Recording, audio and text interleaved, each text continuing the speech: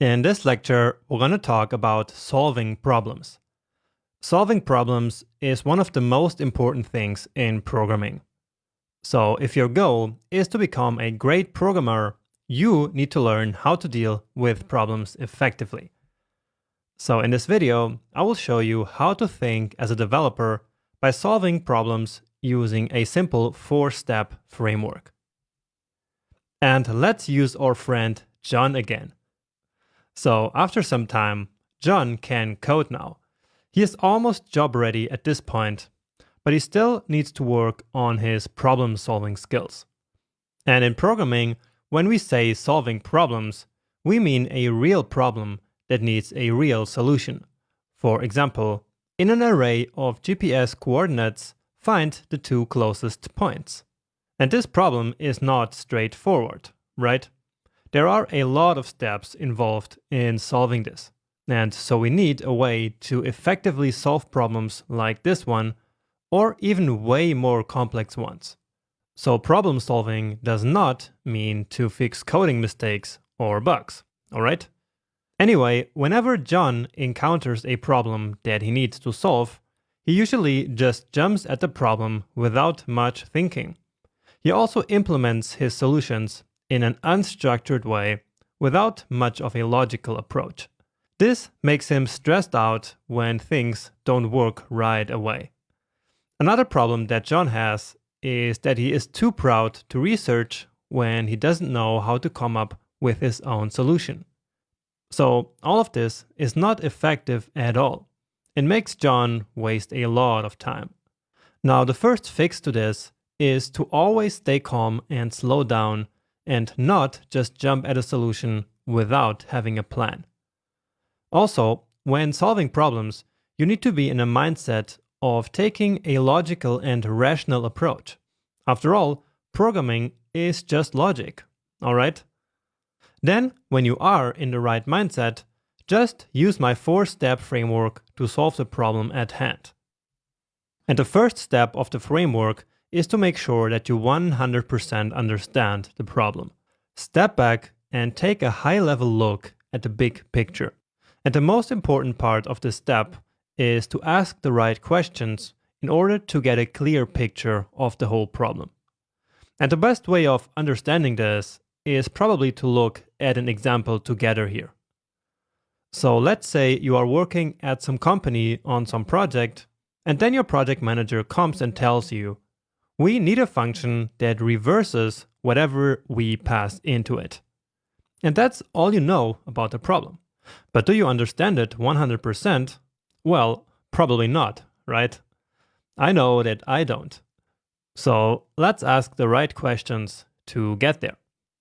First, we can ask, what does whatever actually mean in this context?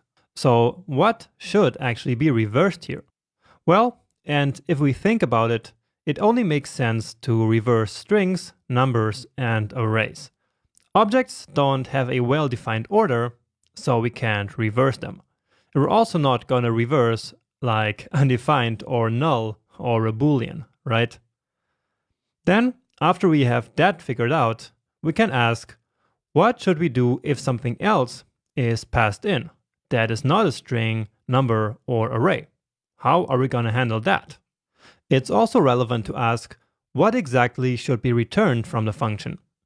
For example, should it always be a string, or should the type be the same as was passed in? Well, in this case, probably we should always just return the exact same type that was passed in. Also, we can start to ask more solution-oriented questions, like how to recognize whether the argument is a number, a string, or an array, or how to actually reverse a number, a string, and an array. So these are just some of the questions that we can ask here. I'm sure there are more, but this should already give us a way more clear picture of this problem.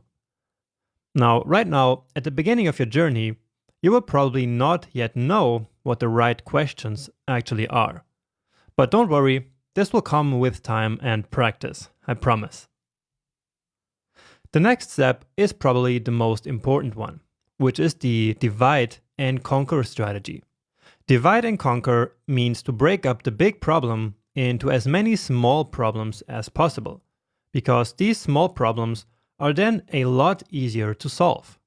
And this also ties in with the previous step, because by dividing the problem into subproblems, you also take the big problem apart until you understand it exactly.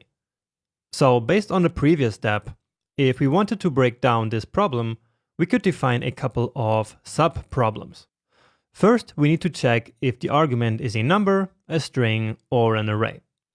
And this is, in fact, a small subproblem, right?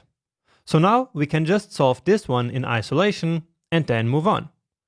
The next subproblem is to implement reversing a number, then implement reversing a string, and then implement reversing an array, so that we are ready to deal whatever is passed into the function. Finally, we then also need, of course, to return the reversed value.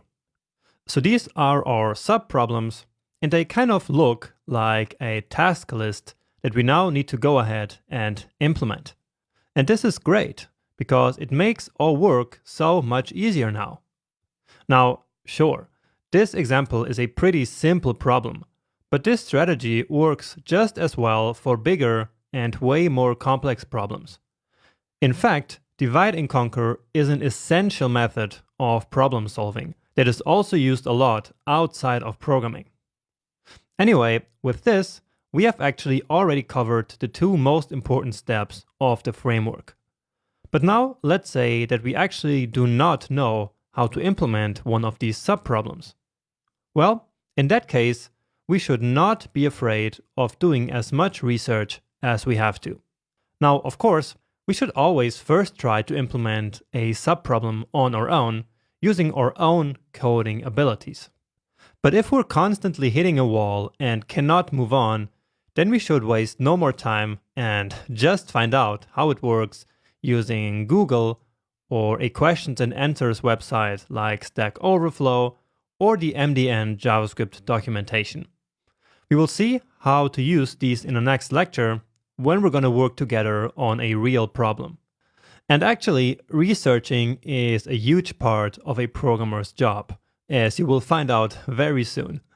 So you really should not be ashamed when you don't know enough to solve a certain problem. That's just completely normal. Now, in this case, some questions that we could Google are how to check if a value is a number or an array or a string in JavaScript. Or we could Google how to reverse a number or a string or an array in JavaScript. Okay? And again, we will do this in the next lecture on a real problem together. Finally, in case we are trying to solve bigger problems, we should put all the previous steps together and write some so-called pseudocode before writing the actual code. And pseudocode is simply an informal description of the actual code that we're going to write. So it's like code for humans to understand, not computers. For our example, the pseudocode might look something like this. So you see, we use some structures of a programming language, but this is clearly not JavaScript, right? And there are no real rules on how to write pseudocode either. You just write so that you understand it yourself or other people on your team. So in this example, we just start by naming the function as reverse, and then we basically pass in a value. Then we say if the type of the value is not a string or not a number or not an array, then simply return the value back. And that's because, as we defined previously, we only want this function to work for strings or for numbers or for arrays. And again, you can clearly see that this is not any valid JavaScript at all. But anyway, if the type of the value passed this initial test, then we say if the value is a string, then reverse the string. If the value is a number, then reverse the number. And if the value is an array, then simply reverse the array. And then at the end, we want to return the reversed value. Okay? So this is really more like a list of instructions that we now could go ahead and actually implement using the JavaScript language. Okay, and that's it. That's the 4 steps to solve any problem, no matter how big.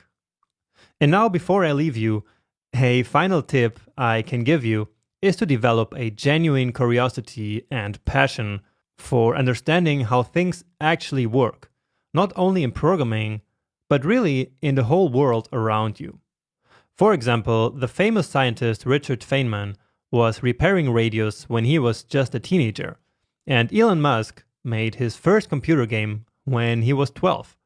And there are many more examples like this, and all of them became geniuses in their fields, in part because of their genuine curiosity on how the world around them works. Alright, and with that being said, let's now go ahead and solve a real problem in the next lecture using this framework that we just learned about. So see you there.